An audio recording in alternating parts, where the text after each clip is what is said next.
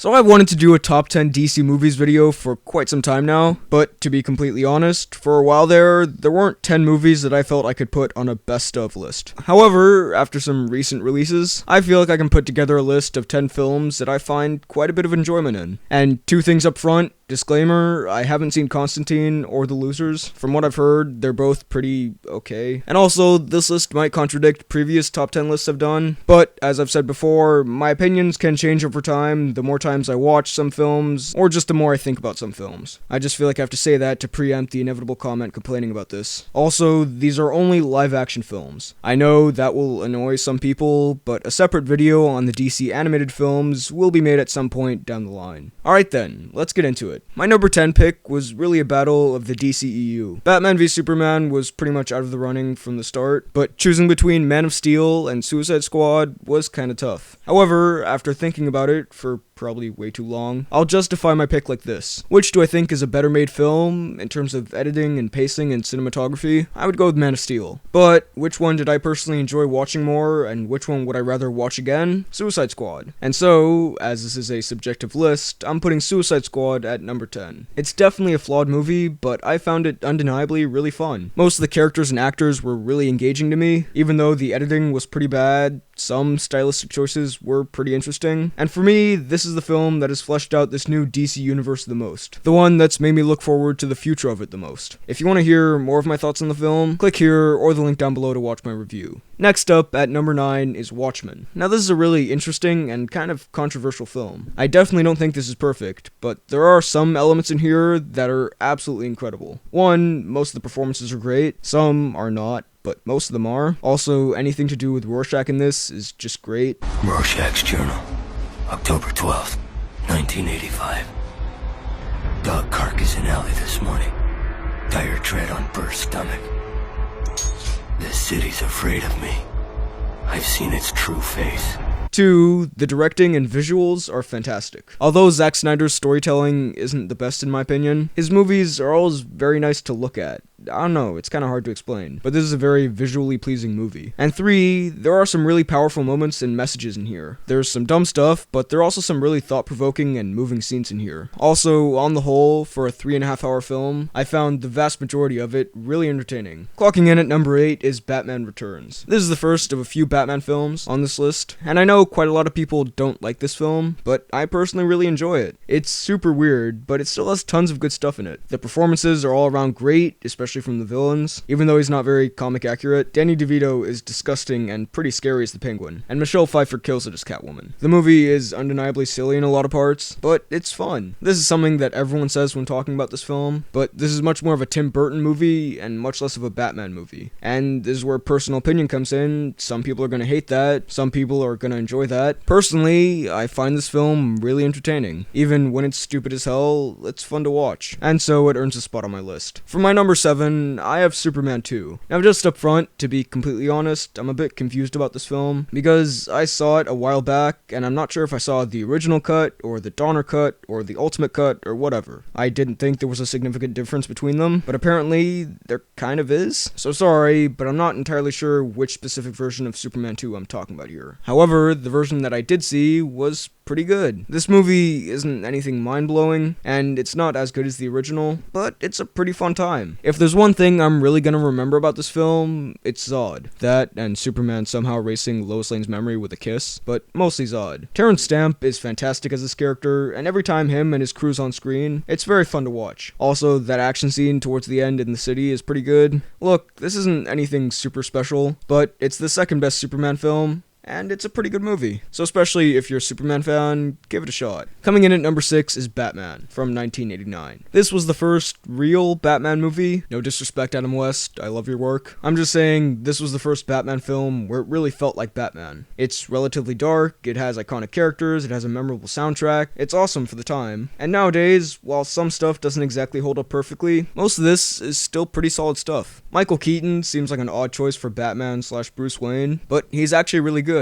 I really only remember 2 specific Michael Keaton Batman moments, but those 2 moments are pretty incredible. I'm Batman. Made mistakes. And then he had us. Lights out! Now you want to get nuts! Come on!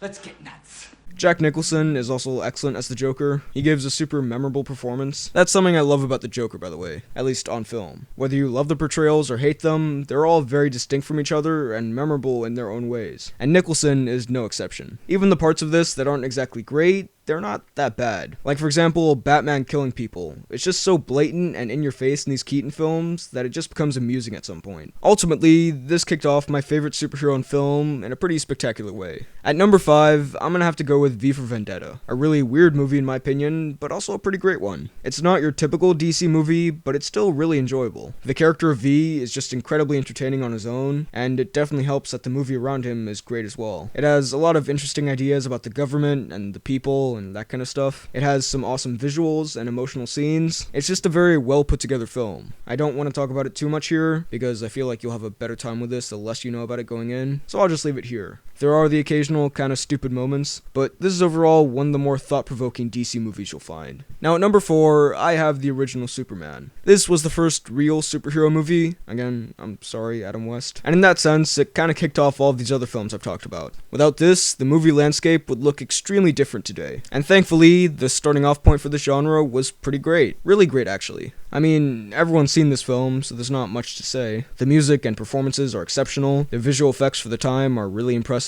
It's also a lot of fun to go back to this kind of movie. A movie that came out in a time where superhero movies could have ridiculously dumb stuff, and people just let it slide. It's kind of cheesy and dumb in parts, but it feels really genuine. It's hard to explain, but if you watch it, it just has this vibe to it where it feels like a lot of people put a lot of effort into it. That could just be me, but I doubt it. It's just a very pleasant movie to watch for me. And also for the time, and even for now, it's just a really solid movie. So therefore, it gets the number 4 spot on my list. Coming in at my number 3 spot is The Dark Knight Rises. Now for a while, my opinion of The Dark Knight Rises was, hey, it's good, but it's not that great. However, I recently rewatched the film, and I was actually blown away.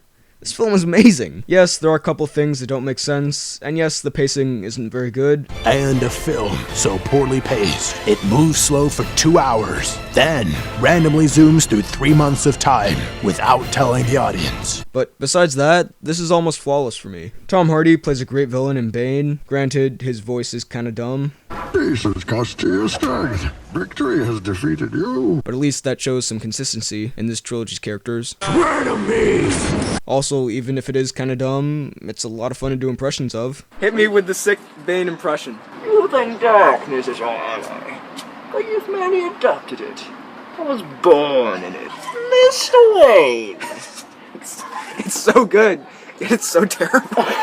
But putting all that aside, he's a really cool and very menacing villain. There are some really great action sequences, some great performances from the main and supporting cast. Anne Hathaway is amazing as Catwoman, and it's actually got a pretty sad ending. Not gonna lie, I almost teared up a bit on my rewatch. I would just say, this is a pretty phenomenal way to end this trilogy. I don't like using this word, but this is truly an epic film. Now my number 1 and number 2, they were a bit tough to place, but in the end, I'm gonna have to give the runner-up spot to Batman Begins. Sorry Batman Begins, the only reason you're not number 1 is that there's another film that's just a tiny bit better than you. Of the Dark Knight trilogy, I would consider this the most fun of the 3. I haven't seen this in a while, in fact I should probably rewatch it, but I remember when I watched it, I was just floored by it, and I imagine that must have been the reaction of all the people in the cinema back in 2005, after having waited almost 10 years for a good Batman film. Christian Bale is the best Batman, both of the main villains are amazing, and it's just a lot of fun to watch. Yes, the action isn't that great sometimes, and yes, the villain's plan has a couple of holes in it, but I think those 2 things can be said for all 3 of the Dark Knight films, or at the very least 2 of them. It's not something that detracts from my overall enjoyment of the film, it's just something I notice when I'm trying to nitpick things for a YouTube video. Overall, awesome movie, watch it if you haven't already. And finally, number 1, I don't like being cliched and predictable, but what can I say? The Dark Knight is pretty damn fantastic. And yes, I do realize my top 3 was the entire Dark Knight trilogy, but again, these films are just really incredible. And The Dark Knight is, for me, and for most people, the best of the 3. I mean, at this point, there isn't a lot to say. Fantastic performances, fantastic action, fantastic characters, fantastic plot, pacing, and camera work. It's just such a perfect film. I've talked about this film at length before, so I don't really want to repeat myself. But I mean, it's just such a well put together comic book film, and just a well put together film on the whole. All of the pieces fit together to make an extremely entertaining and interesting film. So those were my 10 favorite DC movies. What are yours? Let me know all of your thoughts down below in the comments. While you're at it, be sure to like this video, check out my Instagram at BHL_Hudson, check out my Twitter Twitter at BHL_Hudson, and subscribe for more videos like the one you just watched. Thanks for watching, and I'll see you next time.